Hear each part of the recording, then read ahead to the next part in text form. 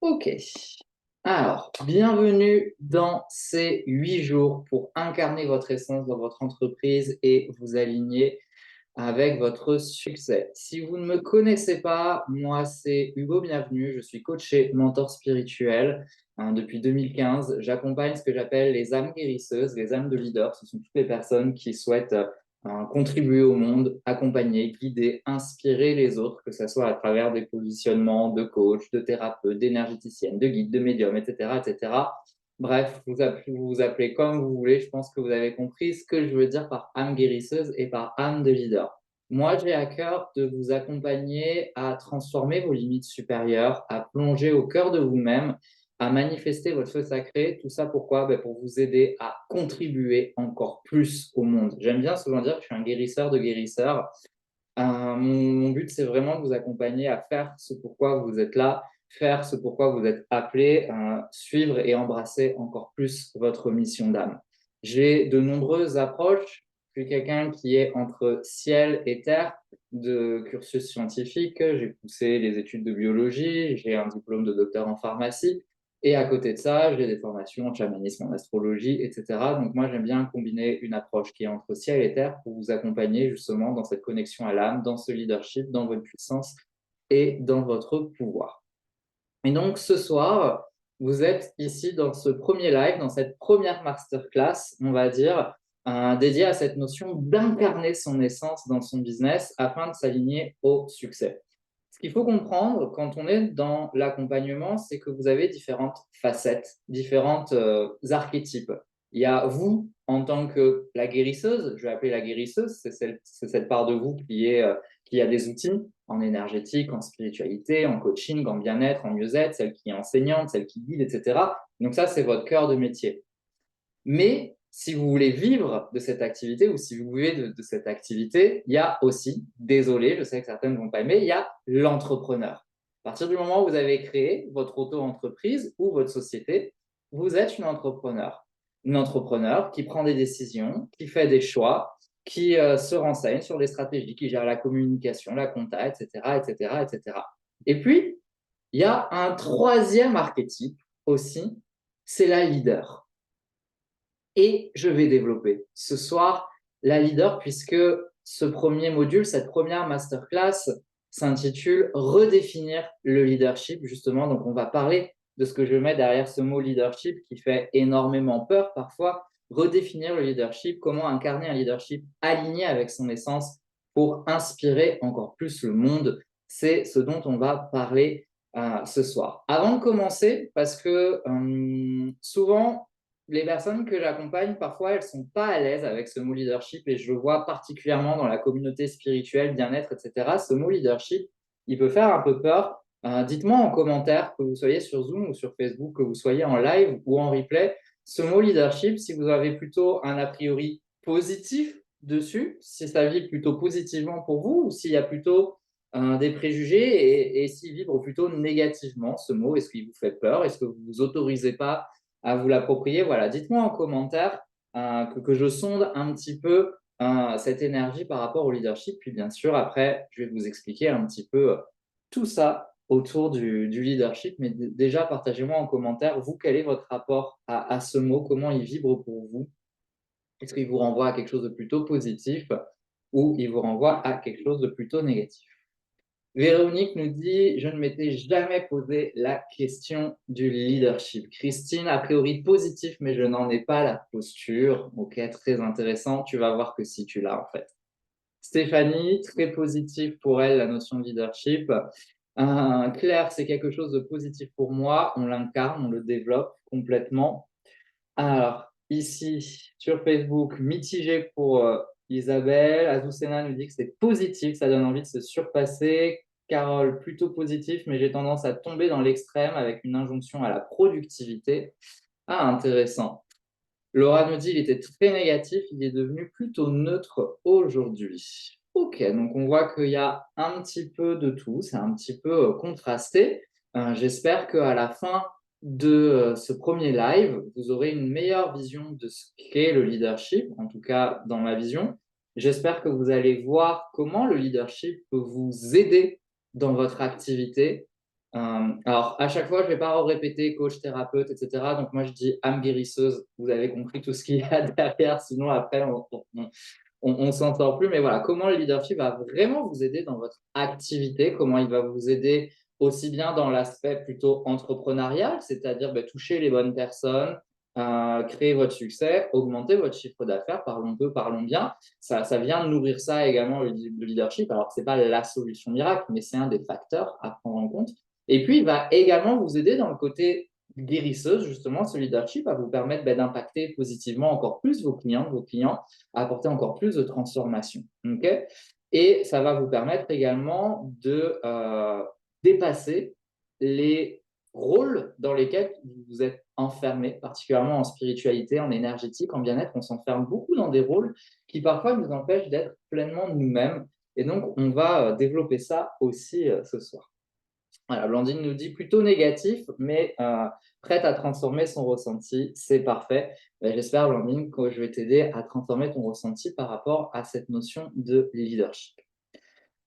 Alors, déjà, pourquoi ça coince souvent ce mot leadership ou leader? C'est parce que souvent, ce mot, il est associé au milieu de l'entreprise, mais quand je dis au milieu de l'entreprise, on pense de suite les grosses boîtes. En fait, quand on parle de l'entreprise, on parle des grosses boîtes. Là, on voit les gros immeubles dans les grandes villes, pour les grandes sociétés de grandes marques. Je ne dirais pas les noms, mais on s'imagine que du coup, être leader, c'est réservé à la personne qui est patronne de ces grosses boîtes, ou alors ça va être le directeur artistique, le directeur de communication, le manager, etc. Et donc, on associe tout ça à ce qu'on appelle le milieu corporate, en fait, c'est-à-dire vraiment tout ce milieu entrepreneurial. Et du coup, on ne se dit pas que nous, en tant qu'entrepreneurs, même si on a une auto-entreprise ou une société, même si on ne manage personne, même si on essaie dans notre activité, ce mot, on peut aussi se l'approprier. Donc, c'est vrai que souvent, ce mot leadership, déjà, on l'associe trop à tort à tout ce milieu entrepreneurial, corporate, les boîtes du CAC 40, etc., etc. On s'imagine de suite une énergie de personnes dans une entreprise qui manage les gens, etc., etc. Le mot leadership aussi, on se refuse de l'utiliser parce qu'il est souvent teinté d'une énergie patriarcale, c'est-à-dire qu'on va de suite associer à ce mot leader une personne qui est plutôt dans une énergie yang, mais une énergie yang toxique, souvent un homme, rarement une femme, ou une femme qui va singer un comportement de masculinité toxique. On s'imagine une personne qui est écrasante, qui est contrôlante, une personne qui ne montre pas de faiblesse, une personne qui est dans la productivité.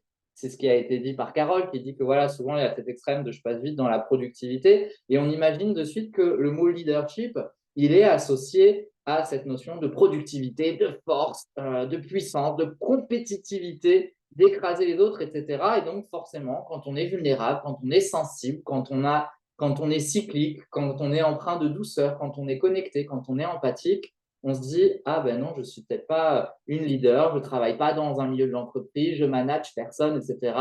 Moi, je suis plutôt proche de la nature, etc. Donc, le mot leadership, il n'est pas pour moi. En plus, c'est un anglicisme, donc j'aime pas, etc. »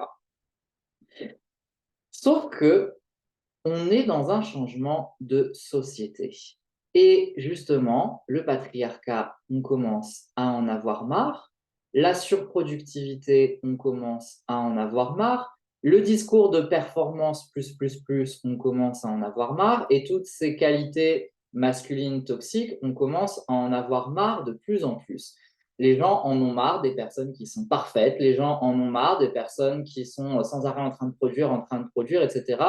Et les gens en ont marre de faire pour faire des grosses boîtes, etc. Et les gens, ils ont besoin de retrouver du sens, ils ont besoin de douceur, ils ont besoin d'accueillir leur nature fluctuante, ils ont besoin d'accueillir leur vulnérabilité, etc., etc. Ce qui veut dire que ce mot leadership, eh bien, il va être temps de se le réapproprier justement pour ne pas le laisser à ces personnes-là, à ces personnes qui sont contrôlantes, écrasantes, patriarcales, dominantes, qui spolient les ressources, etc., etc. Ces personnes qui exploitent les autres personnes, ben, il ne faut pas leur laisser utiliser ce mot leadership. Et donc, en refusant de l'utiliser, parce que vous l'associez à tout ce milieu-là, ben, vous laissez le pouvoir à ce milieu-là. Et il est temps de montrer qu'on peut être un leader, qu'on peut être une leader sans rentrer dans tout ce moule-là. Et c'est ça dont on va parler ce soir. il faut comprendre que ces dernières années, le leadership, ces dernières décennies, était vraiment basé sur une notion de pouvoir et de contrôle. Je suis leader dans le sens où je dirige un groupe de personnes, j'impacte un nombre de personnes si je suis dans une démonstration de force, si je suis dans une démonstration de pouvoir, si je bloque toutes mes capacités, toute ma vulnérabilité, toute mon énergie. En fait, encore une fois, c'est toutes les énergies féminines qu'on a bien jugées négatives et on n'a valorisé que les énergies négatives. Et ces dernières années, on est en train de se rendre compte que la société, les humains ont besoin d'un leadership qui est fondé sur ce qu'on appelle l'empowerment ou l'empuissancement, c'est-à-dire je ne suis pas moi dans une démonstration de puissance, mais je vais te montrer toi que tu es puissante. Et ça, que vous soyez dans une grande société ou que vous soyez thérapeute, c'est la base de votre métier, de montrer aux personnes que vous accompagnez qu'elles sont dans leur puissance, que ça soit dans leur guérison, que ça soit dans leur bien-être, que ça soit dans leur connexion spirituelle, etc., etc. Et donc déjà, je suis sûr que là, toutes, vous venez de cocher une case. Si vous accompagnez les autres à être dans leur puissance, vous êtes une leader 2.0. C'est sûr que vous n'êtes pas la leader d'une entreprise du CAC 40 qui est en train de dire je vais faire à ta place, écoute-moi, j'ai raison. Non, vous aidez la personne à trouver ses propres ressources. Ça, c'est du leadership. Okay. Le leadership, c'est vraiment la co-création, la co-guérison. C'est-à-dire que vous allez mettre à disposition des personnes que vous accompagnez, des ressources, des connaissances, un espace. Vous allez créer un espace pour que cette personne elle puisse se ressourcer et il va y avoir une co-création, une co-guérison, une co-évolution, une collaboration. Ok. C'est ça aussi le leadership, c'est que c'est plus moi et les autres, c'est moi et l'autre, moi et les autres. On avance ensemble. Et par-dessus tout, le leadership dont je vais vous parler ce soir, c'est un leadership de connexion. C'est un leadership qui ne s'arrête pas à juste c'est ma cliente, c'est mon client et elle m'a payé et ça s'arrête là. Si vous êtes ici, c'est que vous savez que ce que vous vivez et ce qui peut être parfois compliqué, du coup, quand on est entrepreneur spirituel, entrepreneur du bien-être, etc., c'est que c'est pas juste une transaction et on sait très bien qu'il y a des liens qui sont des liens de cœur, des liens d'âme, des liens énergétiques. Et ça, ces liens-là, tout le monde corporate l'a énormément rejeté. On est des collègues, on n'est rien d'autre, sauf que on ne peut pas passer 35 heures ou même 1 heure avec une personne sans qu'il ne se passe pas quelque chose, parce qu'on est des êtres humains. Et donc, c'est ça aussi. Le vrai leadership, c'est de reconnaître qu'en fait, il y a certains liens. Et ça, malheureusement, même dans le milieu du coaching ou de la thérapie, parfois, je vois des personnes qui ne reconnaissent pas ces liens parce qu'on leur a appris qu'il fallait maintenir une distance thérapeutique, une distance en tant que coach, etc., etc. Et sauf que si vous êtes ici, vous avez une dimension spirituelle et vous n'êtes pas juste une thérapeute qui applique ce qu'elle a vu dans son diplôme ou un coach qui applique ce qu'il a vu dans son diplôme, il y a autre chose qui se passe. Et ce autre chose, on va en parler, ça se trouve aussi dans ce leadership. C'est pour ça que moi, en fait, je parle souvent de leadership 2.0 ou de leadership spirituel. Et je pars du principe qu'à partir du moment où on a cette sensibilité, eh bien, en fait, on est une leader spirituelle. Et ce qui caractérise pour moi le leadership spirituel, c'est cette capacité, en fait, à guider avec son âme. Quand on est une leader ou un leader spirituel, on guide avec son âme. C'est-à-dire que oui, on a nos expériences de vie, oui, on a nos diplômes, nos formations. Si vous êtes dans une société ou dans une entreprise que vous avez créée, c'est que vous avez des formations. Mais il y a autre chose qui est là et qui vous permet de vous différencier aussi des autres personnes. Et c'est ça aussi, incarner votre essence, c'est qu'il y a votre âme qui est là. Et cette âme, et le fait de guider avec votre âme, ben, ça va nourrir votre intuition, ça va nourrir votre authenticité et encore une fois, cette fameuse connexion. Parce que ce qu'il faut comprendre, c'est que les personnes qui viennent à vous, elles ne viennent pas juste pour un diplôme, juste pour un outil, elles viennent pour autre chose. Si vous êtes ici ce soir en train de me regarder, c'est que vous savez qu'il y a autre chose qui se passe. On développera un peu plus dans une des prochaines masterclass ce truc de se défaire un petit peu de ces outils. Quand je parle de leadership spirituel, c'est important pour moi. Le mot spirituel ici ne réfère pas à la religion. Okay, c'est hyper important que vous soyez à l'aise avec ça. Pour moi, spirituel, c'est spiritus. Spiritus, c'est tout ce qui est, c'est le souffle, c'est l'invisible. Okay, Donc, quand je dis le leadership spirituel, c'est que c'est un leadership justement qui repose sur quelque chose qui n'est pas palpable, qui n'est pas concret. Je ne vais pas vous faire un cours de management sur comment renforcer votre charisme avec telle astuce. Non, ce leadership spirituel, c'est quelque chose de plus subtil. C'est l'âme, c'est l'essence, justement. C'est tout un travail qui est intérieur, profond, spirituel, l'introspection, etc. OK? Ce qui est hyper important pour moi derrière cette notion de leadership spirituel, c'est aussi la quête de sens. Ce qui vous caractérise, vous, en tant que leader spirituel, c'est cette quête de sens, c'est de donner du sens à ce que vous faites. Et c'est ça, pour moi, le rôle primordial d'un leader ou d'une leader spirituelle, c'est de toujours être en lien avec le sens que nous, on donne à ce qu'on fait, et on le fait pour du sens, on ne le fait pas juste par répétition ou machinalement, etc. Mais c'est aussi d'amener les personnes à retrouver du sens dans leur vie. Et moi, je pense que sur ça, on se retrouve tous et toutes. On a peut-être des approches hyper différentes, des formations hyper différentes, etc. Mais fondamentalement, on aide les personnes à retrouver du sens. Et c'est en ce sens-là, en fait, qu'on guide et qu'on est leader. C'est pas je te lead en mode allez, fais comme moi.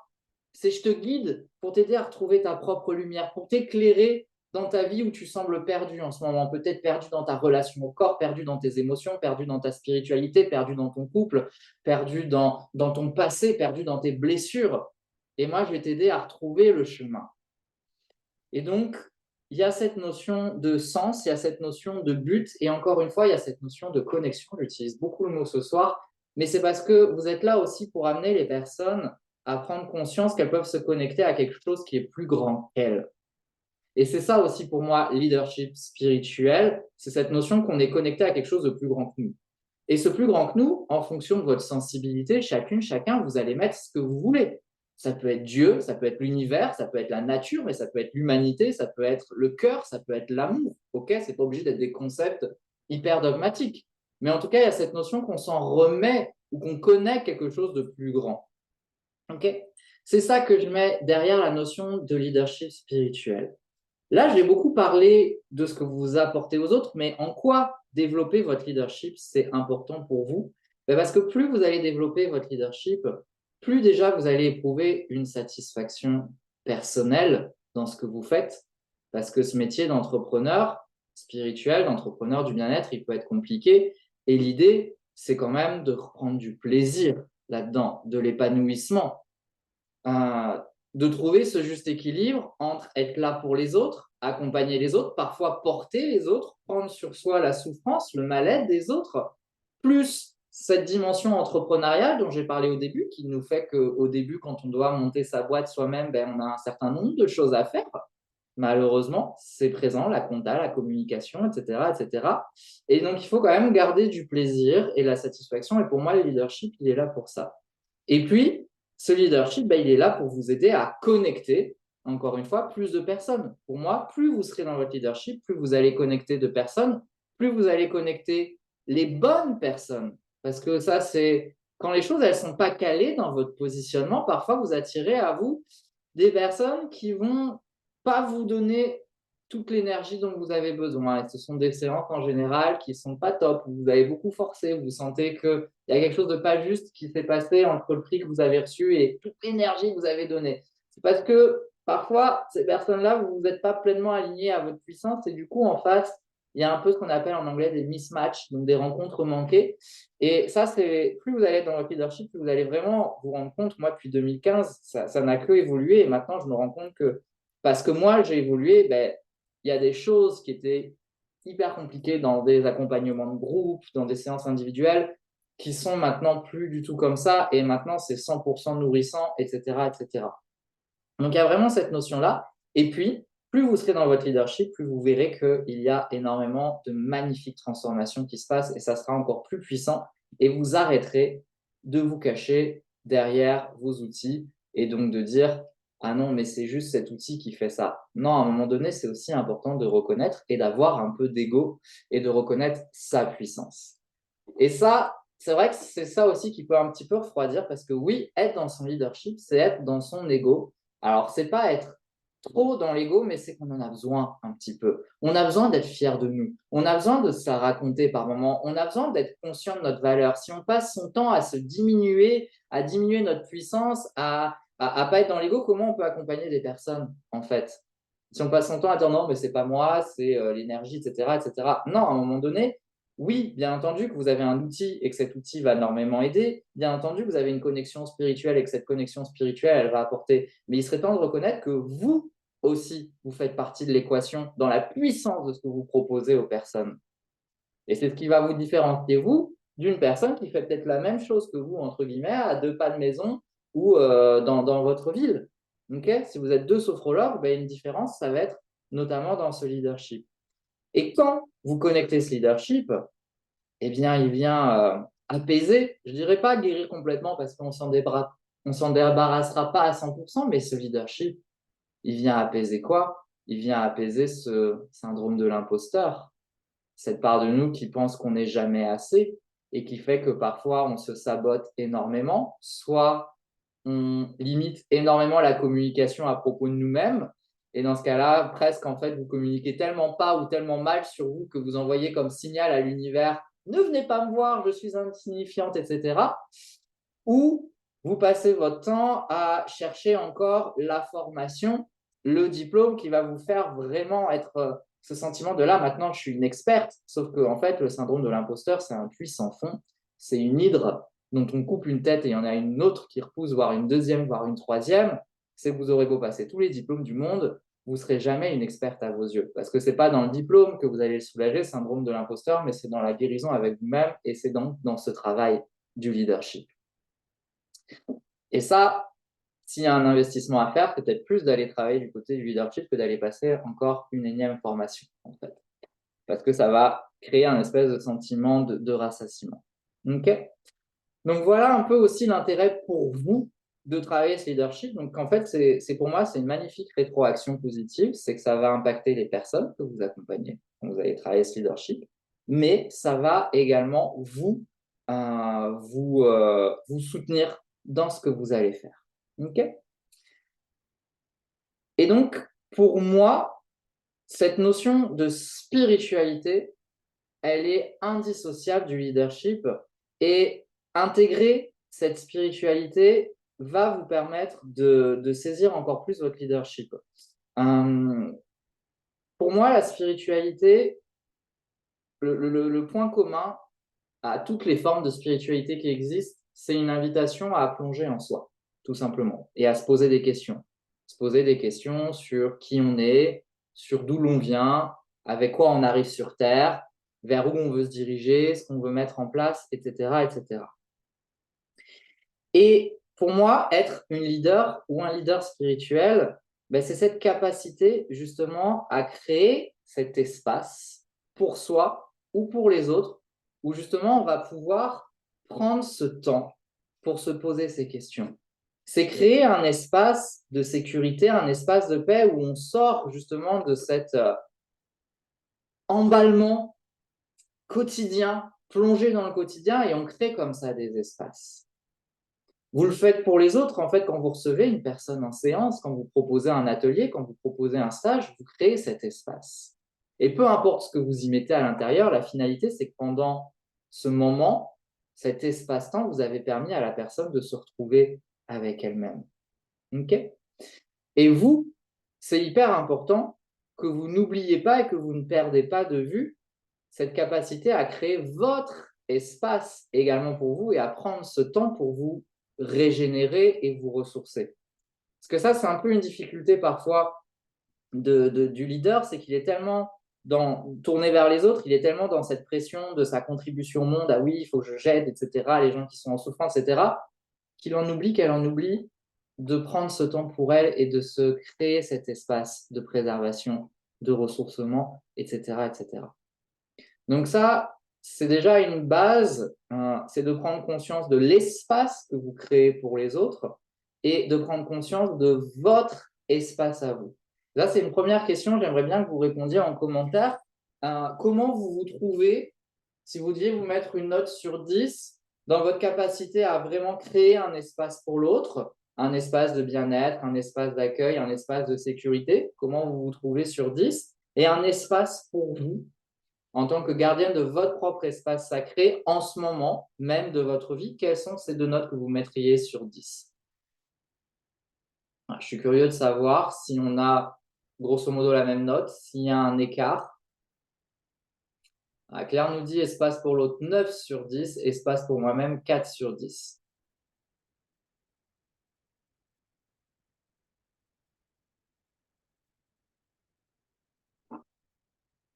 Alors, qu'est-ce qu'on a d'autre comme note?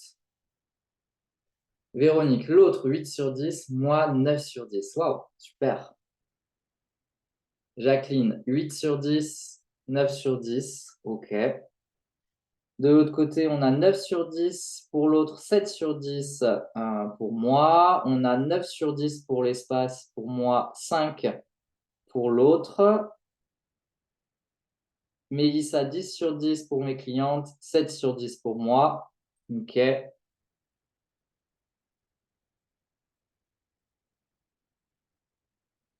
Laura, elle s'attendait à l'inverse, puis au final, elle se rend compte qu'elle se préserve plus qu'elle ne crée un espace de préservation pour l'autre. Ok. Véronique, un seul autre à la fois. Ok. Blandine, 8 sur 10 pour l'autre, 6 sur 10 pour moi. Ok, donc on voit quand même qu'il y a une tendance à un petit déséquilibre.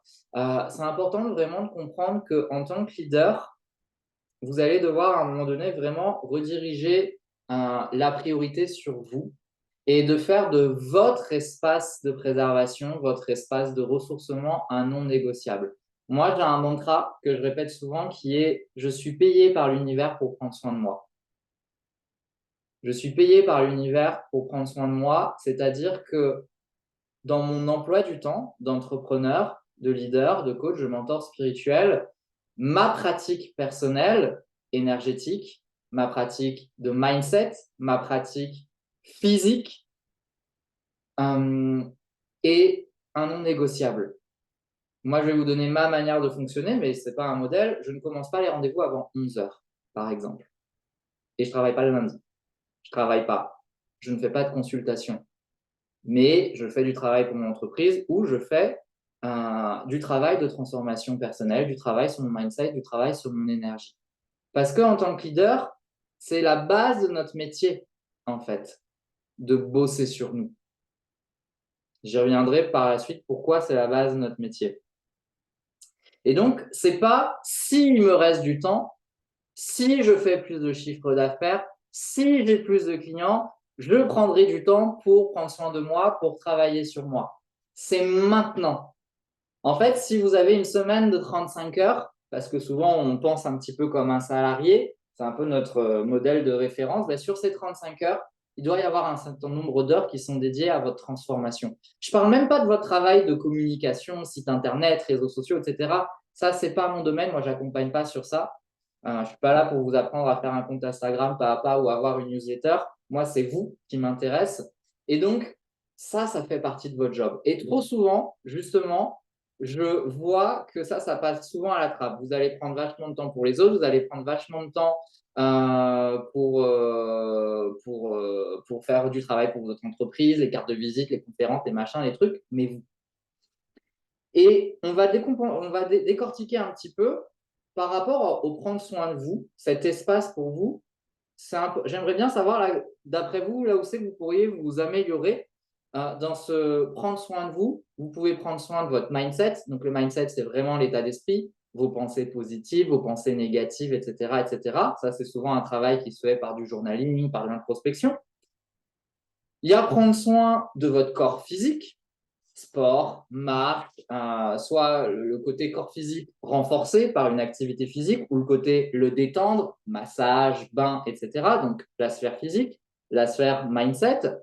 Il y a l'émotionnel, prendre soin de votre bien-être émotionnel, être dans la joie, être ou dans une neutralité émotionnelle, etc. Il y a le prendre soin de votre énergie. Si vous êtes ici, vous avez une sensibilité énergétique, donc prendre soin de vos chakras, prendre soin de votre aura, prendre soin de votre champ d'information.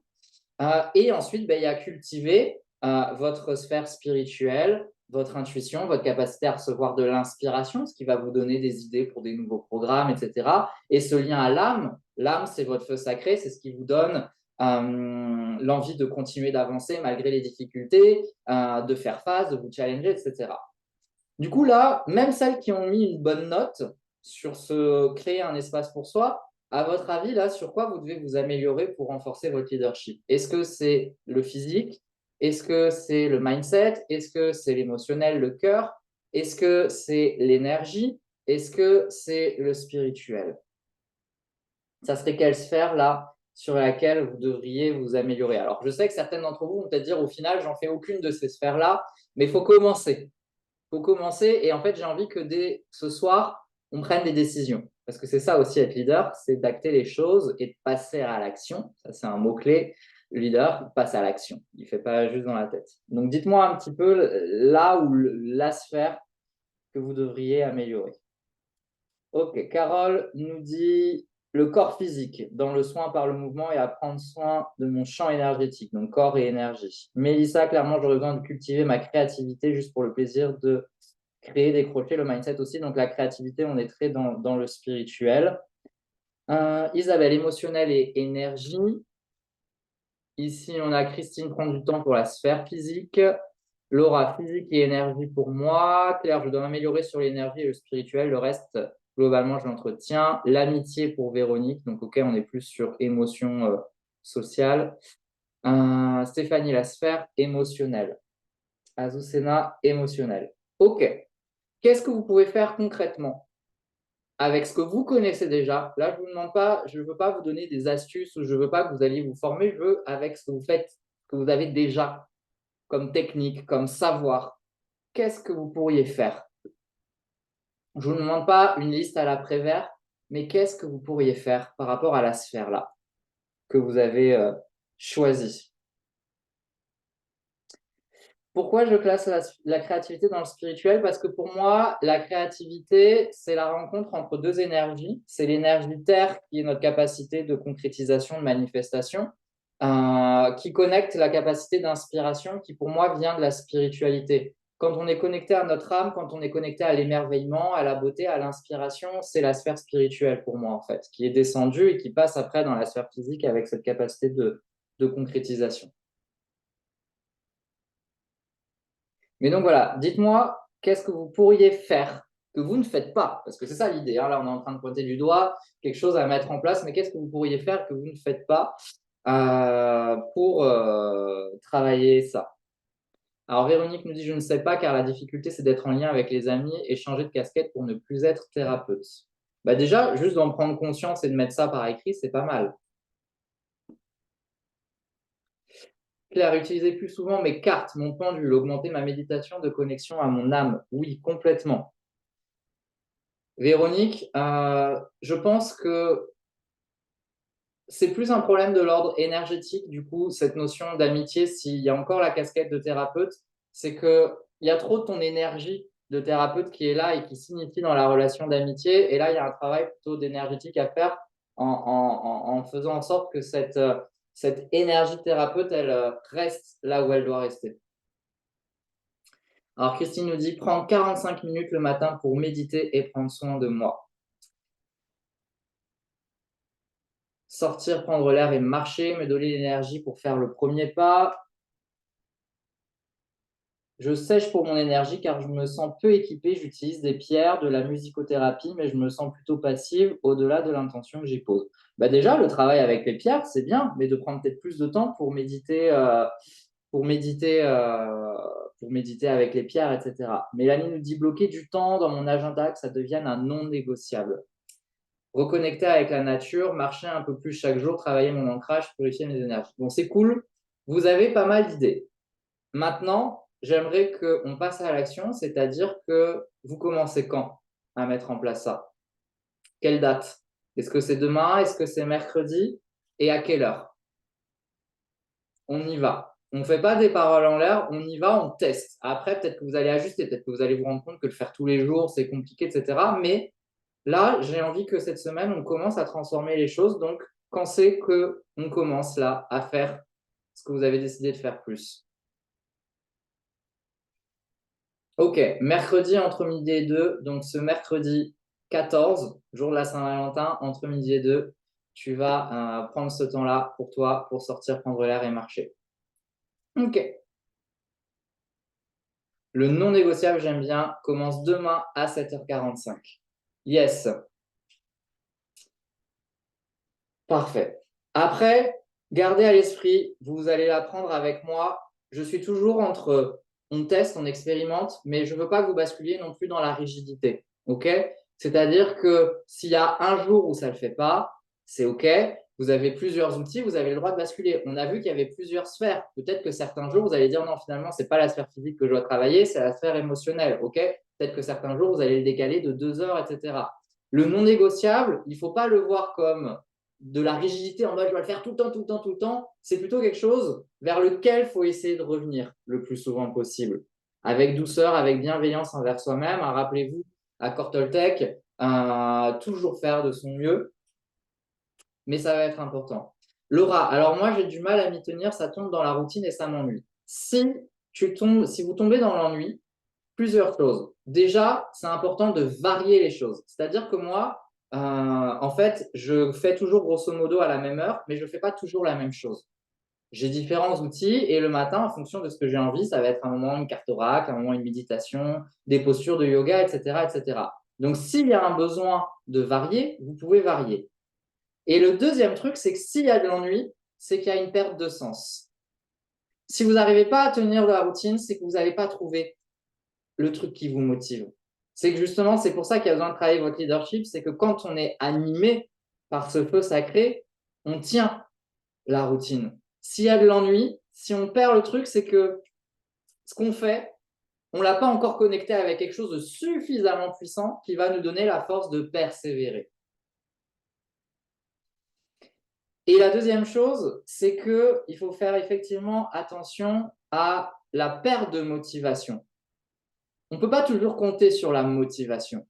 Et c'est ça aussi qu'on reconnaît une personne qui est dans son leadership, c'est que la personne qui est dans son leadership, parce qu'elle a mis du sang à ce qu'elle fait, eh bien les jours où elle est un peu chagrin, où elle est dans une humeur de déprimouille, où il n'y a pas trop l'énergie, etc., comme elle est quand même animée par son feu sacré, qui est peut-être juste une petite braise ce jour-là, et c'est OK, mais il est là, eh bien, elle va quand même réussir à faire. C'est sûr que si on attend la motivation, ça dure 3 jours. Hein. Là, vous êtes motivé parce qu'il y a mon live, etc., etc. Dans 3 jours, ça va retomber comme un soufflet pour tout le monde. OK? C'est normal. Et justement, à un moment donné, c'est ça, c'est cette capacité à quand même faire sans la motivation. La motivation, c'est un cocktail hormonal en fait qui ne dure pas très longtemps dans le cerveau. Et donc, faut aller connecter autre chose. C'est pour ça que je vous disais au début qu'il y a cette notion de plus grand que soi. Donc, quand il y a de l'ennui, quand il y a de la difficulté à faire les routines, c'est peut-être qu'il faut varier. Donc, l'idée, c'est que peut-être, il y a des personnes, elles ont besoin de vraiment toujours faire la même chose. Vous, peut-être qu'il faut changer. Et donc, ce que je vous demande de développer, c'est un rendez-vous avec vous-même. Par contre, c'est de vous engager sur 1 heure, parce que ça, en termes d'organisation, c'est quand même plus simple, si c'est le soir ou si c'est le matin. Donc, vous avez rendez-vous avec vous-même et après, vous changez. Vous ne faites pas toujours la même chose s'il y a de l'ennui. Et si ça persiste, posez-vous vraiment des questions sur le sens et sur le pourquoi. Parce que c'est que vous écoutez trop, vous dépendez trop de votre motivation. Donc, vous êtes trop dans l'émotionnel, parce que la motivation, c'est très l'émotionnel. Je suis dans la joie, donc j'y vais. Puis quand j'ai plus la joie, je ne fais plus. Il ne faut pas être que dans l'émotionnel. L'émotionnel est important, mais si vous dirigez toute votre vie et votre entreprise avec votre émotionnel, votre entreprise, elle va faire comme ça. C'est-à-dire les moments où vous êtes super bien, vous allez faire plein de choses. Et puis les moments où vous n'êtes plus du tout bien, vous n'allez plus rien faire. Or, vous accompagnez les autres. Si vous accompagnez les autres, il faut quand même incarner une certaine énergie de stabilité. Or, si vous êtes dans la fluctuation émotionnelle et que votre business reflète cette fluctuation émotionnelle, en face, les personnes, elles ne vont pas se sentir sécures. Donc déjà, elles ne vont pas très bien. Si en plus, c'est une énergie insécurisante, inconsciemment, elles ne vont pas vous voir, en fait, ou elles ne vont pas venir vers vous. Okay. Donc ça va être important. Donc là, déjà, c'est cool. Vous allez commencer cette semaine et vous allez tester. OK, on est là pour tester. Peut-être que vous allez vous dire l'horaire, ça ne va pas, etc. Mais là, vous avez identifié une sphère sur laquelle il faut avancer. Et donc, c'est ce que vous allez mettre en place. Vraiment, bravo par rapport à ça. Votre leader, elle est en train de grandir. Déjà, en faisant ça. Par rapport à cette notion de leadership, je ne vais pas vous laisser comme ça. Pour moi, il y a 3 qualités. Il y a 3 piliers quand on est une leader, il y a 3 piliers à développer. Et en fait, ça va vous aider parce que peut-être que là, je ne vous ai pas encore bien défini ce que c'était être une leader. Pour moi, être une leader spirituelle, vous l'avez compris, c'est vraiment de développer ces 3 capacités qui sont le cœur, la sagesse et l'audace. Cœur, sagesse et audace, ce sont les 3 piliers du leadership. Et avec moi, c'est ce qu'on travaille. Je suis là pour vous faire travailler votre cœur, votre sagesse et votre audace. Alors, qu'est-ce que c'est? Le cœur, c'est ce qui vous anime. Le cœur, c'est les rêves qui vous animent, c'est les espoirs, c'est les utopies, c'est un petit peu comme votre enfant intérieur. Si vous êtes dans ce métier, c'est que vous avez envie d'aider les gens à quelque chose, vous avez envie de les aider à avoir plus confiance en eux, etc. Vous savez que vos outils, ils apportent ça, vous savez que le cheminement, il est beau et c'est ça votre cœur, c'est votre enthousiasme en fait. Votre cœur, c'est votre capacité de compassion aussi, d'être dans la compassion, d'être dans l'empathie, d'être dans le lien de cœur à l'autre. Et enfin, votre cœur, c'est votre vulnérabilité. J'en parlais au tout début, le leadership était souvent associé au patriarcat et donc à ce truc de il faut se montrer performant. Mais en fait, être leader spirituel, c'est pas du tout vous montrer performante. C'est vous montrer dans votre cœur. C'est vous montrer dans votre vulnérabilité, dans votre fragilité. C'est ça la puissance du leader spirituel. C'est d'être capable de dire à la personne qu'on a en face de nous, mais moi aussi, j'ai souffert. Moi aussi, je souffre encore. Moi aussi, je doute. Moi aussi, j'ai des difficultés. La différence, c'est que vous, c'est votre métier d'accompagner l'autre. Donc, oui, vulnérabilité, mais attention, pas victimisation. OK? Il faut faire la différence. C'est-à-dire que si vous êtes en mode ah là, c'est horrible, j'arrive à rien, vous n'êtes pas dans votre leadership. Le leader, c'est dire OK, j'en chie, c'est le bordel, mais je travaille sur moi, j'y vais, j'avance, je le dis. OK? Mais on ne vous demande pas, par contre, de vous montrer parfaite. Vous avez le droit de dire aux personnes que vous accompagnez ben, en ce moment, c'est dur pour moi. En ce moment, c'est difficile. Mais comme justement, vous n'êtes pas qu'un être émotionnel, comme justement, vous avez votre feu sacré, ce que j'appelle votre feu sacré, eh bien, vous pouvez continuer d'avancer. C'est pour ça que je dis que être leader, c'est être dans la vulnérabilité tout en ayant cette capacité à être dans la solidité. Et on peut être les deux. On peut être dans la vulnérabilité, dans l'accueil de ses émotions et quand même incarner une énergie stable. Okay? Ça, c'est hyper important. La sagesse maintenant. Ben, la sagesse, c'est votre intuition. Tout simplement, c'est d'écouter votre petite voix intérieure. Les leaders, ils font preuve de sagesse parce qu'ils sont capables d'écouter leur intuition. Donc, ils vont être capables, par exemple, de suivre cette petite voix intérieure, même si elle va complètement à l'encontre de ce qu'on leur a enseigné, ou d'une tendance, ou d'un phénomène de mode. C'est ça la sagesse, c'est d'être capable d'écouter son intuition comme ça. La sagesse, c'est cette connexion justement au subtil, c'est cette conscience que on ne sait pas tout, on ne maîtrise pas tout. Il y a une forme d'humilité aussi quand on est dans la sagesse. Et enfin, pour moi, la sagesse, c'est aussi utiliser ses expériences de vie. C'est-à-dire que quand vous puisez dans votre sagesse, vous accompagnez les autres, non pas juste avec vos diplômes ou avec vos formations, mais vous accompagnez aussi les autres avec vous, vos expériences de vie, votre passé. Et ça apporte beaucoup de valeur. C'est ça aussi qui caractérise un leader. Et même, j'aimerais bien que des gens qui travaillent dans des sociétés, des grandes boîtes, voient cette vidéo parce que c'est ça aussi, être leader, quand on manage des personnes et tout, c'est aussi être capable, à un moment donné, d'être dans le cœur, donc de faire preuve de vulnérabilité. Et même si on est le chef, de dire aux personnes, en ce moment, c'est compliqué à la maison, etc., etc., et de montrer qu'on est des êtres humains et qu'on a le droit de craquer. La sagesse, j'aimerais bien que les personnes, même dans le milieu entrepreneurial, elles utilisent plus parfois l'intuition que les process ou les trucs qu'elles ont appris dans des diplômes, qu'elles utilisent plus leurs expériences de vie aussi pour accompagner les personnes, pour mentorer. C'est ça, hein, si jamais vous voulez, souvent j'utilise coach et mentor, c'est quoi la différence? Le coach, c'est vraiment, je mets à disposition des outils pour t'aider à être plus performante, productive, avancer vers ton objectif, etc. Le mentor, c'est je te partage plus des expériences, c'est plus une relation en mode on discute presque en fait. C'est ça le mentorat, à la différence du coaching. Et enfin, le troisième pilier, c'est l'audace. L'audace, c'est quoi? Déjà, c'est la capacité à passer à l'action. Il y a un problème, je passe à l'action. Je prends une décision, je passe à l'action. Et surtout, l'audace, c'est prendre des risques. C'est prendre des risques avec des prises d'initiative. C'est prendre des risques de se démarquer. C'est prendre des risques de se différencier. c'est de trouver un petit peu ce côté innovateur, visionnaire, d'aller peut-être à l'encontre des tendances. C'est peut-être de vous amuser avec vos outils, vos méthodes. Vous êtes formé à la sophrologie, on vous a toujours dit en tant que sophrologue, tu dois surtout pas faire ça. Mais pourquoi pas? J'ai peut-être envie de le faire justement moi. En tant qu'énergéticienne, ça faut pas le faire. Moi j'ai envie de mixer. J'ai envie de mixer ces approches. J'ai envie de parler de ce sujet-là. C'est ça l'audace. C'est sortir des cadres, sortir des cases, sortir des conventions. C'est prendre des risques parfois financiers, prendre des risques de projet. Okay, ça peut être ça aussi, l'audace. Et c'est assumer votre différence dans le milieu dans lequel vous êtes. Parce que c'est ça qui caractérise aussi pour moi une personne qui est dans son leadership. C'est une personne qui a vraiment cette capacité de ne pas se fondre dans le moule, dans la masse. Okay, c'est le courage de suivre sa propre voie, tout simplement. Parce que quand on est dans son leadership, on ne suit pas les voies tracées par les autres, on les emprunte un petit peu, puis après, au bout d'un moment, on crée la nôtre. On va amener des personnes à emprunter cette voie. Puis la caractéristique principale du leader, comme je vous l'ai dit, c'est l'empuissancement, l'empowerment. Donc on va créer d'autres leaders qui, eux-mêmes, vont créer d'autres voies. Et c'est ça que j'aime bien, c'est qu'en fait, j'ai cette image de je prends un chemin, puis moi-même, j'en crée un autre. Puis après, d'autres personnes vont venir sur ce chemin, puis on va en créer d'autres. Puis ça fait comme un arbre, en fait, au final. C'est-à-dire, à force d'emprunter des chemins de leader, puis de devenir leader, ça fait un arbre, ça fait plein de voies, ça crée de la diversité. Et c'est ce dont le monde a besoin.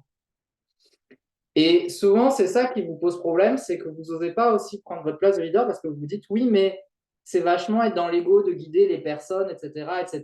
Ils vont venir, ils vont me voir un petit peu comme un gourou, etc. Non, gardez à l'esprit que vous créez une voie, vous amenez les personnes sur cette voie, puis au bout d'un moment, elles vont bifurquer. OK? Alors là, certaines, ça va les faire travailler sur la blessure de rejet, sur la blessure d'abandon, parce que du coup, on se dit, ah, mais elle n'est plus avec moi, gna, gna, gna. Non, elle est en train de créer sa voie aussi. Et donc, pour moi, le leader, il a un peu ce côté parent au début. Oui, vous allez vraiment au début être celle qui est la référence. Parce que c'est ça, être dans son leadership, c'est qu'à un moment donné, vous allez être celle qui est dans la référence. Parce que vous incarnez de la solidité, parce que vous avez une aura, parce que vous avez de la prestance, parce que vous avez de la motivation, tout simplement. Quand on est dans le leadership, on est dans le cœur. Comme je vous disais, le cœur, c'est l'enfant intérieur. C'est venez, ça va être trop bien. Donc forcément, ça donne envie aux personnes de nous suivre. Donc là, on est comme un guide, on est comme un parent. Puis sur ce chemin, vous allez donner un certain nombre de clés de plus en plus. Et au bout d'un moment, vous allez lâcher la personne et la rendre autonome. Et souvent, parfois, vous avez un peu peur de ce leadership parce que il y a ces beaux principes spirituels qui est de mes personnes et au-dessus des autres, etc., etc. Et donc, vous ne prenez pas votre leadership. Mais imaginez, pour vraiment vous compreniez ça, imaginez, on est on est en forêt. Vous connaissez un chemin de cette forêt.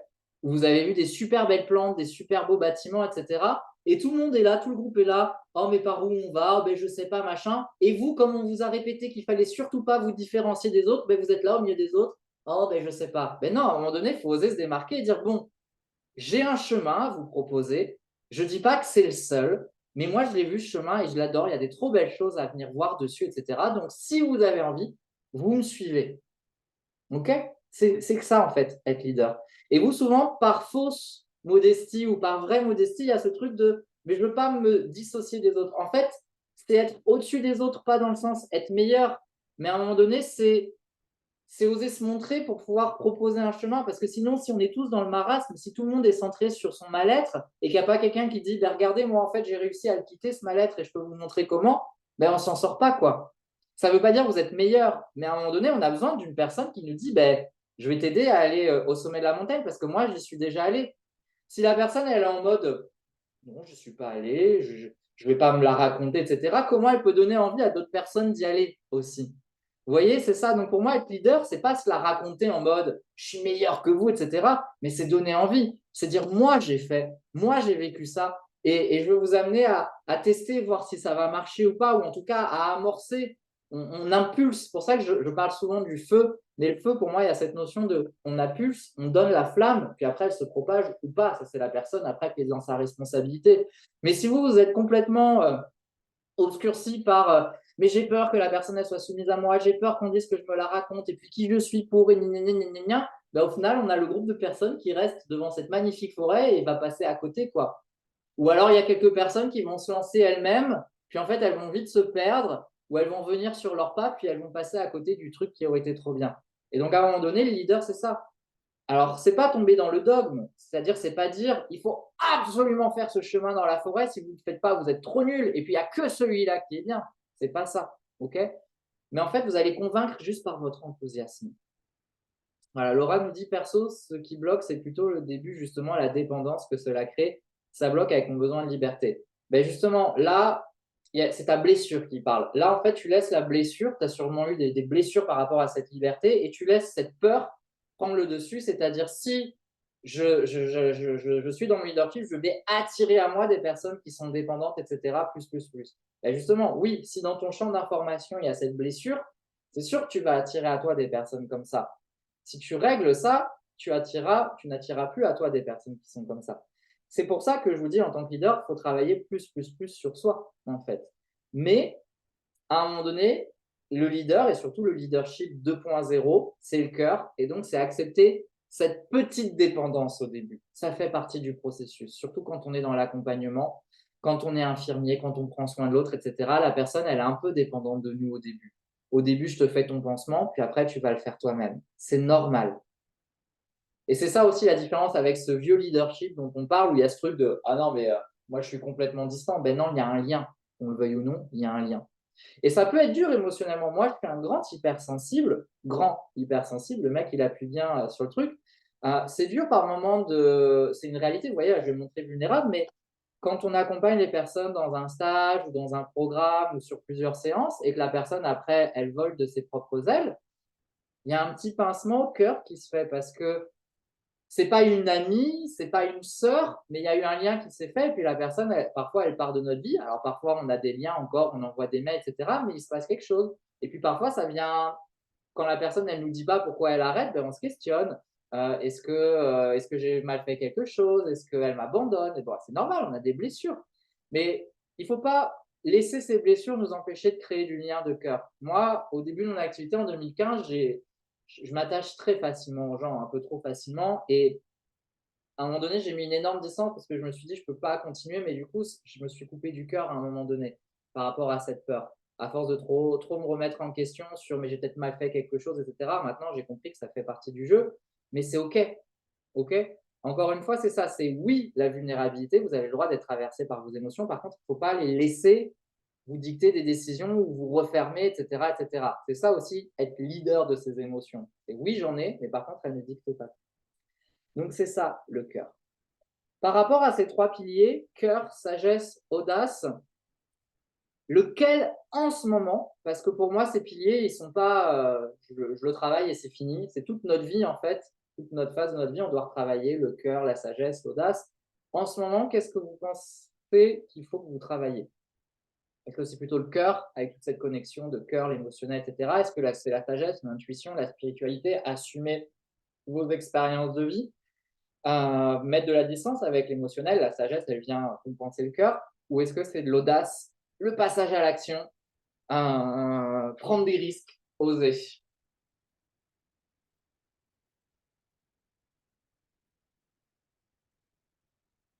Audace et cœur, audace. Moi, j'aime bien, il y a un peu de tout.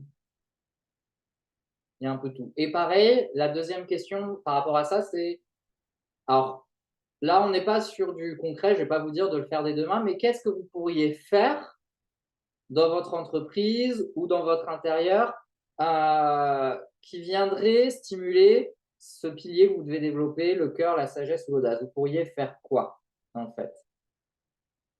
Christine nous dit travailler avec ses expériences de vie. Ben ça, effectivement, c'est connecter sa sagesse de, par exemple, juste se poser par écrit et dire, ben, OK, c'est quoi mes expériences de vie? Quelles sont les expériences de vie qui pourraient servir mon entreprise, mes clientes et comment je pourrais en parler dans ma communication, en parler dans des séances? Qu'est-ce que je peux construire autour de ça? Ça peut être une action concrète. Alors, Véronique, rencontrer des personnes hors de mon métier, ben oui, comme ça va te mettre dans le cœur. Et puis dans l'audace aussi, ça va nourrir ton audace parce que de fait de voir des personnes qui sont différentes, qui ne sont pas dans ton métier, ça va te forcer à penser différemment. Ça, c'est très stimulant pour l'audace de rencontrer parfois des personnes qui sont à milieu de ce qu'on fait. Moi, j'aime beaucoup discuter avec des entrepreneurs qui ne sont pas dans le bien-être et qui ne sont pas dans la spiritualité. Parce qu'en fait, les enjeux sont tellement différents, plutôt que de se braquer en disant non, mais tu ne peux pas comprendre parce que ce n'est pas le même business, c'est plutôt l'inverse, c'est qu'est-ce que je pourrais prendre, effectivement, d'une personne qui fonctionne à milieu de moi. Ça vient nourrir l'audace, justement. Claire, j'ai eu l'audace aujourd'hui de créer mon premier cercle de femmes avec un éveil à la spiritualité car j'en ressens besoin. Mais oui, ça c'est de l'audace. Je l'ai assumé et affiché dans la com, c'est ça. Et le level au-dessus, c'est comment toi, ce cercle de femmes, Claire, tu vas pouvoir l'amener à ta façon pour que ça ne soit pas n'importe quel cercle de femmes. Ça, c'est de l'audace. Laura, audace, travailler sur la sécurité intérieure et le regard des autres. Mais oui, complètement. Ça, c'est hyper important. Pour être dans l'audace, ça va être hyper important de se différencier du regard des autres. C'est bateau, mais je sais que ça fait jamais de mal de le dire. Quoi que vous fassiez, vous allez être jugé. Quoi que vous fassiez, vous allez être critiqué.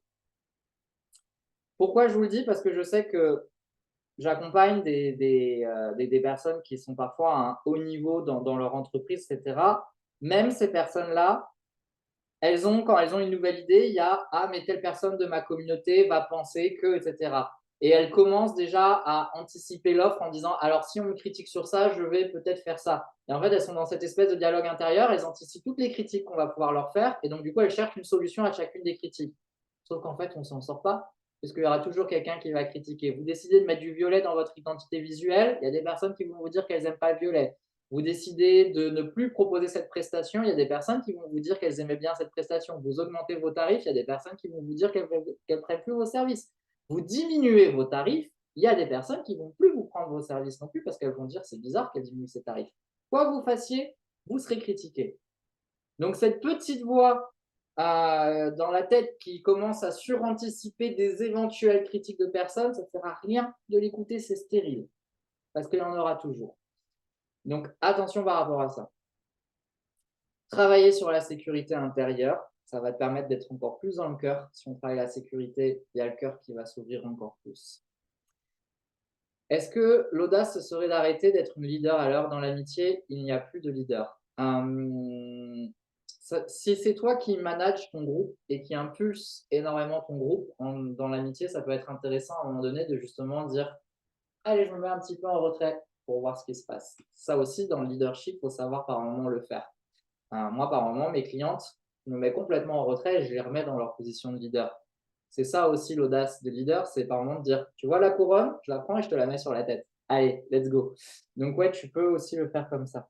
Alors, je regarde juste sur Facebook les partages d'actions pour travailler les différents piliers. L'audace, assumer de créer quelque chose de différent. J'ai encore peur que cela soit jugé non professionnel alors que je suis moi-même attiré par ce type d'accompagnement. Mais oui, complètement. Pour travailler mon audace, oser exposer mon originalité dans ma communication. Mais oui, ça c'est pareil. On va parler de quelque chose au niveau de la communication et de l'identité visuelle. Le nombre de personnes qui sont dans le milieu du bien-être et qui pensent que pour communiquer dans le milieu du bien-être, il faut adopter les codes du milieu du bien-être. Et donc, vous allez souvent juger compatible, ça c'est bien pour le bien-être, un arbre, une fleur de lotus, des mains, un papillon, etc., etc. Mais vous, alors si vous me dites que vous adorez, mais si vous aimez le chocolat, pourquoi il n'y a pas du chocolat dans votre identité visuelle? Si vous aimez le cuir, pourquoi il n'y a pas du cuir dans votre identité visuelle? Si vous aimez des couleurs, si vous adorez le noir, pourquoi il n'y a pas du noir dans votre identité visuelle? Ah, mais le noir, ça ne fait pas bien-être, etc., etc. Mais pourquoi? C'est ça aussi l'audace à un moment donné, c'est de ne pas créer quelque chose pour répondre aux attentes d'un éventuel milieu, mais c'est de vous aller chercher ça. Voilà, oui, vous accompagnez les femmes, souvent, c'est vrai que les femmes, il y a beaucoup des choses très douces, du rose, du machin, des trucs, mais si vous n'êtes pas dans ces couleurs-là, si ce n'est pas vous, assumez. Si vous êtes hyper cash, hyper vulgaire, dans le sens où vous dites des gros mots, etc., mais assumez, en fait. Ne prenez pas le masque de la personne lisse et spirituelle parce qu'on vous a dit que c'était pas bon, en fait. Si vous êtes dans le chamanisme, mais que vous avez un côté très urbain, assumez-le, en fait. C'est ça aussi l'audace, à un moment donné. Et c'est ça aussi, oser être soi. C'est d'assumer vraiment des choses qui correspondent à notre énergie et pas forcément de répondre aux standards du milieu dans lequel on se trouve, quoi.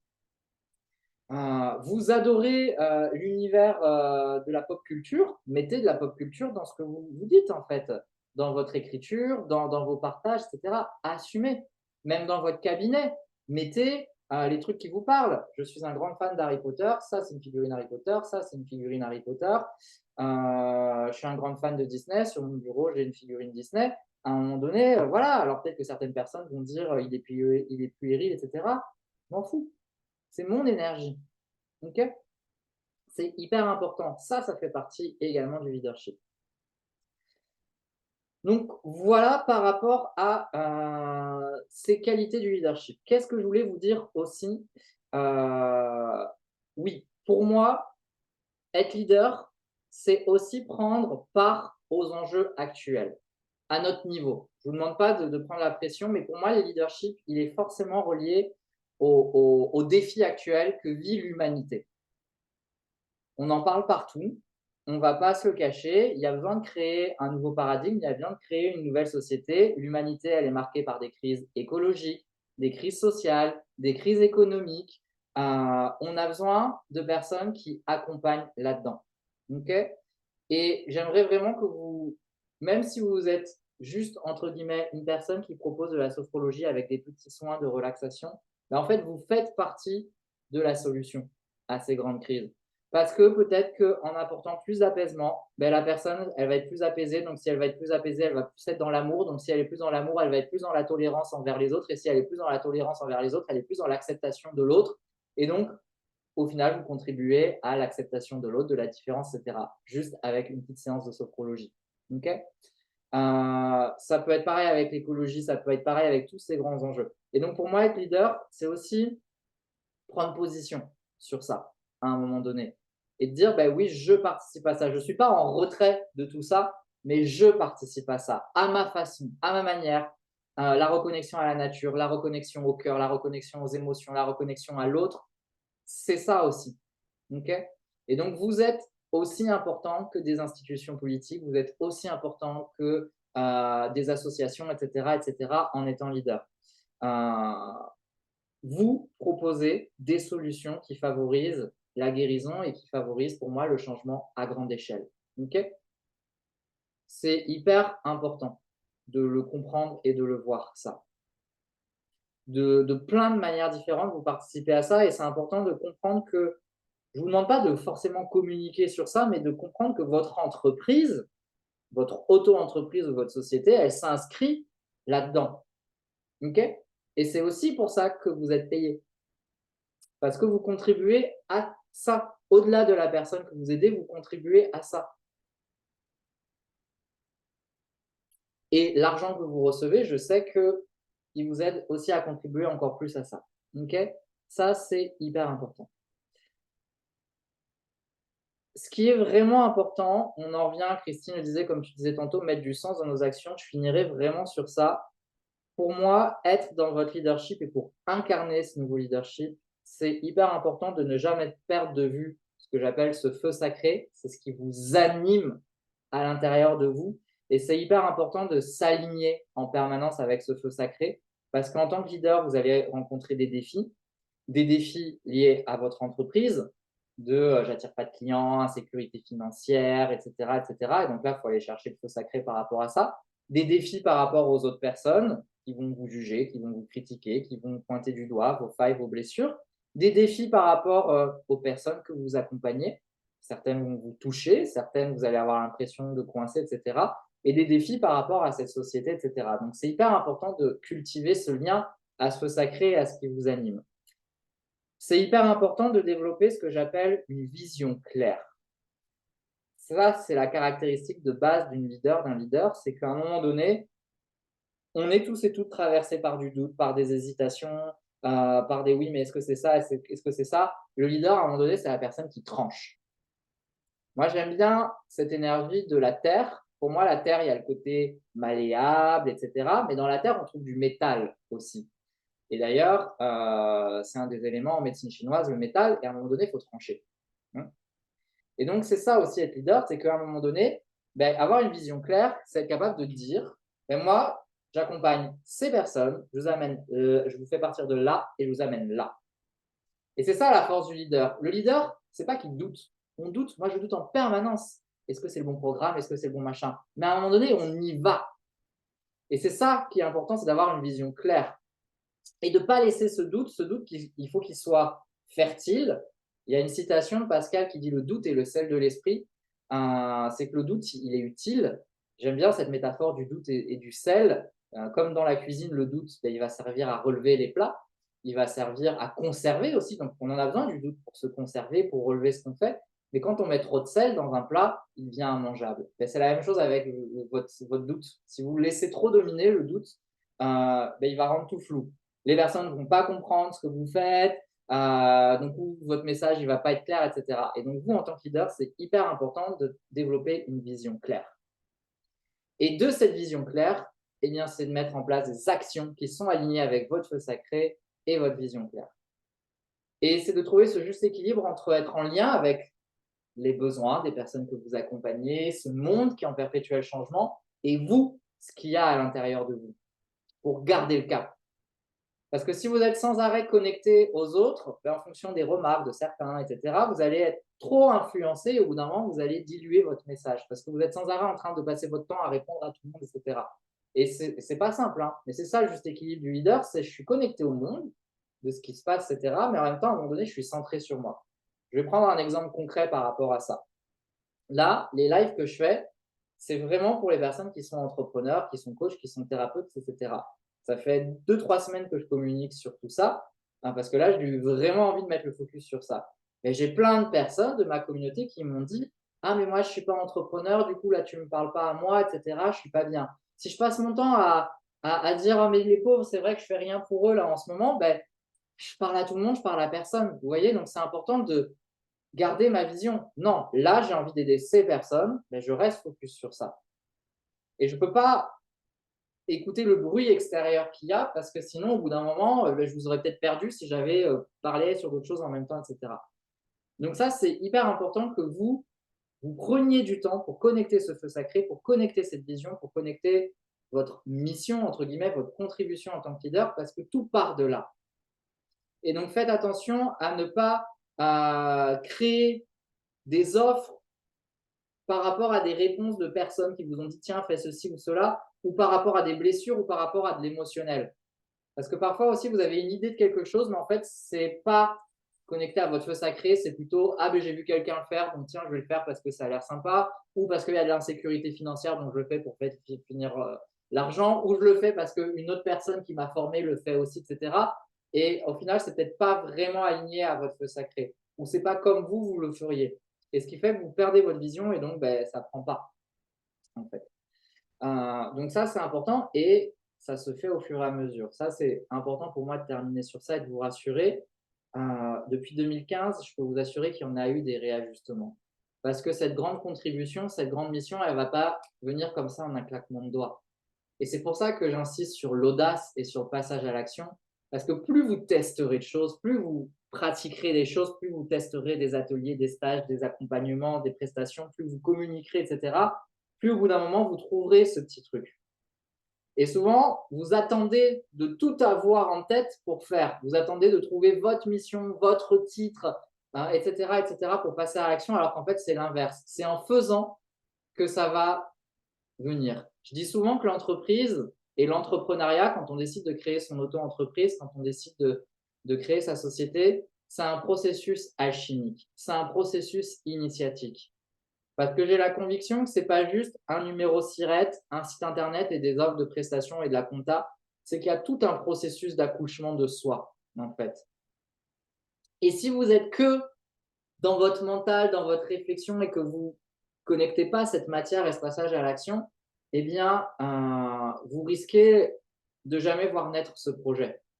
Si vous attendez de trouver la révélation en attendant comme ça ne viendra pas, c'est dans le faire que ça naît. Surtout qu'en plus, on change d'aspiration. Moi, j'ai la conviction, ce truc de une mission de vie, j'y crois pas. Je pense qu'on a des missions de vie, des missions d'âme et on a des aspirations. Notre âme, c'est comme un enfant et elle va peut-être pendant 5-6 ans dire: ah, j'ai envie de ça. Puis au bout de 5-6 ans, elle va dire: c'est bon, j'ai fait le tour de ça, maintenant je veux ça. C'est dur ça à l'accepter, surtout quand on est dans une société qui nous dit qu'il faut se faire une carrière, etc., etc. Mais en fait, on le voit de plus en plus que les gens maintenant, ils font des trucs pendant 5, 6 ans, puis ils font autre chose. C'est pas que les personnes sont dilettantes, c'est qu'elles connectent vraiment cette âme qui a soif d'expérience en fait, et qui peut-être a envie d'expérimenter une vie de cadre dans une entreprise, et puis qui pendant 5 ans va expérimenter le fait d'être fleuriste. Pourquoi pas? Parce qu'en fait, ben ouais, j'ai envie de faire plein de choses. Donc, ça, c'est hyper important. Voilà, entreprendre nous confronte à nos ombres. Je ne pensais pas que ça allait être aussi challengeant, mais dans le personnel et l'intime. Mais complètement. Depuis 2015, je n'ai jamais autant travaillé sur moi que par rapport à mon entreprise. C'est pour ça qu'au début, je vous disais, moi, je ne suis pas là pour. Là, j'accompagne les entrepreneurs, mais je ne suis pas là pour donner des comment faire un tunnel de vente, comment faire des newsletters, etc. Ça ne m'intéresse pas. Moi, c'est entrepreneuriat, oui, mais travailler sur soi. Parce que être entrepreneur, justement, c'est pas juste créer son numéro SIRET, etc. Et c'est pour ça que je parle de leader, c'est travailler sur soi, mais vraiment sur soi. C'est les croyances limitantes, etc., etc. Et ça, c'est un petit peu mon coup de gueule, entre guillemets, c'est que je vois beaucoup de personnes dans le milieu de la thérapie depuis 2015 et de l'accompagnement qui vont soit investir beaucoup d'argent pour des formations, d'avoir des titres, des outils, etc., ou qui vont investir beaucoup d'argent pour travailler leur identité visuelle, leur site internet, leur carte de visite, les stratégies concrètes, etc. Et il manque le troisième pilier, qui est soit en tant que leader, en fait, travailler son positionnement, son essence, son feu sacré, etc. Et en fait, j'ai même envie de dire, parfois, il y a des personnes qui disent, ah ben zut, j'ai fait mon identité visuelle il y a 2, 3 ans, maintenant je la change complètement. Et parce que justement, elles ont créé une identité visuelle quand elles n'étaient pas connectées à leur essence, ou elles étaient connectées à une ancienne part d'elles-mêmes. Et en bossant sur elles se rendent compte qu'il y a autre chose qui veut émerger, il faut tout recommencer. C'est pour ça que parfois, c'est peut-être mieux de d'abord vraiment commencer par son feu sacré et après faire le reste et investir peut-être moins dans ça parce que ça risque de changer très souvent. Donc, c'est normal. Notre entreprise, elle est évolutive parce que nous sommes évolutifs. Et donc, oui, clairement, c'est pour ça que c'est dur. Vous n'êtes pas juste thérapeute, vous n'êtes pas juste coach, vous êtes entrepreneur et vous êtes leader et donc ça va vous faire bosser plein de choses complètement. Donc, c'est ça, redéfinir le leadership. Est-ce que pour les personnes qui étaient mal à l'aise avec ce mot, est-ce que vous êtes réconciliés avec cette vision du leadership et est-ce que vous pouvez dire ben finalement, ouais, je suis une leader ou je suis une leader en devenir ou en tout cas, je suis en train de prendre mon leadership. Et si vous aviez une vision positive du leadership, comment ça vous a fait évoluer dans cette vision du leadership?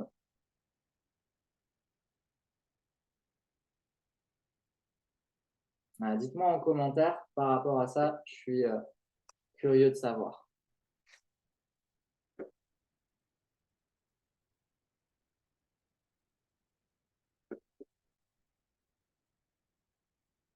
Claire, ça me conforte dans le fait que l'assumer, c'est la clé, mais complètement. C'est une clé. C'est une clé.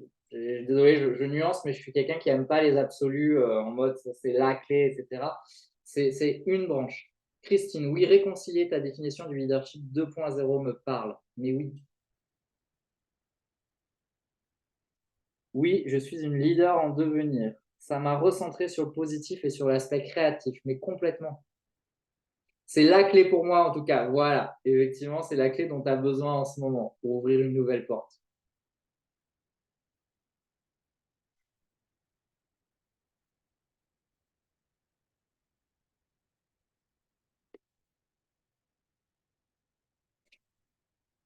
Et donc, la deuxième question que j'avais envie de vous poser, du coup, c'est avec quoi vous repartez à l'issue de cette masterclass sur le leadership?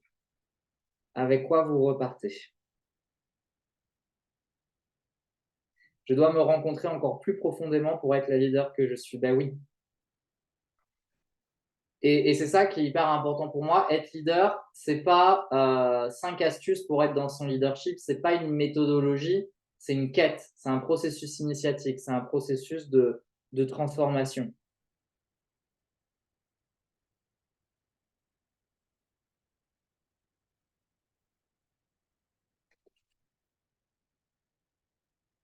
Ça bouge, de belles connexions. Mais oui, ça va vous faire travailler. Et puis en plus, vous avez des choses à mettre en place. Vous avez une action concrète cette semaine par rapport à la sphère pour vous ressourcer. Et vous avez ce pilier-là. Il va falloir réfléchir dans les prochains jours ce que vous pouvez faire pour le développer. De la motivation à remettre un peu de bois sur mon feu sacré pour que la Bresse se relance. Ah, ça me fait plaisir. Je dis souvent que moi, je me vois comme le gardien du feu sacré. Je suis là pour accompagner mes clientes, à la reconnexion à leur feu sacré, 2, à rebooster leur feu sacré une fois qu'elles sont reconnectées, de le raviver, et 3, de l'expanser, ce feu sacré, et 4, qu'elles apprennent à leur tour à préserver leur propre feu sacré. Et donc, moi, je me considère comme le gardien du feu sacré des leaders, donc ça me parle beaucoup. Confirmation, clarté sur ce que je dois travailler, de l'assurance et me rebooster, super. Je me rappelle qu'il faut le travailler tous les jours comme un muscle, complètement. Oser raviver mon feu sacré dans mon côté atypique et réveiller à révéler. J'adore. Ok, juste, je vous le partage maintenant. Si jamais vous voulez aller plus loin dans ce travail justement sur le leadership, moi, je propose plusieurs accompagnements sur ça. Et là, en mars, commence un programme qui s'appelle l'Absolu. Alors, pourquoi je l'ai appelé l'Absolu? Une de mes grandes passions, c'est l'univers des parfums. J'ai fait ma thèse d'exercice en pharma sur les parfums. Et l'Absolu en parfumerie, c'est le concentré d'une plante, justement. C'est toutes les odeurs, c'est tout le concentré, c'est toute la puissance d'une plante. Et l'idée de l'Absolu, c'est un processus de 9 mois pour vous aider justement à connecter pleinement ce feu sacré et votre propre essence. Et donc, ça commence en mars. J'aurai l'occasion de vous en parler un peu plus dans les prochains jours. Je vous mets déjà le lien là, parce que jusqu'à mercredi prochain, il y a un tarif spécial pour toutes les personnes qui participent. Donc, vous avez l'info. Et l'idée, c'est que c'est vraiment tout ce qu'on a vu là, on va pouvoir le développer encore plus. Justement, je vais vous mettre à disposition des outils, des connaissances et tout un cheminement spirituel sur ça. Si vous avez la moindre question, vous n'hésitez pas par rapport à ça. Et on se retrouve demain. Demain, on va parler des rôles, des outils et des projections, justement parce que parfois, on a tendance un peu trop à se cacher derrière des rôles ou des outils. Et quand parfois, on ne se cache pas derrière les rôles et les outils, ce sont les autres qui nous enferment malgré nous, alors que nous, on ne veut pas. Les autres, ils nous collent des étiquettes, ils nous collent des cases et on ne comprend pas pourquoi. Et donc, il y a des choses à travailler également pour ça. Donc, on se retrouve demain pour discuter de ça. Et vous n'hésitez pas, si vous voulez rejoindre l'Absolu, il y a toutes les informations sur la page de vente, mais je suis également disponible pour en parler, pour vraiment transformer votre essence en succès. C'est ça l'idée avec l'Absolu. Et n'oubliez pas votre passage à l'action. Je vous suis demain par rapport à ça. Et accueillez tout ce qui va se passer parce que ce n'est pas anodin de participer à un contenu offert sur la thématique d'incarner son essence. Donc, ça va mettre en mouvement des choses. Donc, accueillez tout ça et on se dit à demain ou à bientôt en replay. Et si vous regardez en replay, vous n'hésitez pas à commenter. Prenez soin de vous. Ciao, ciao.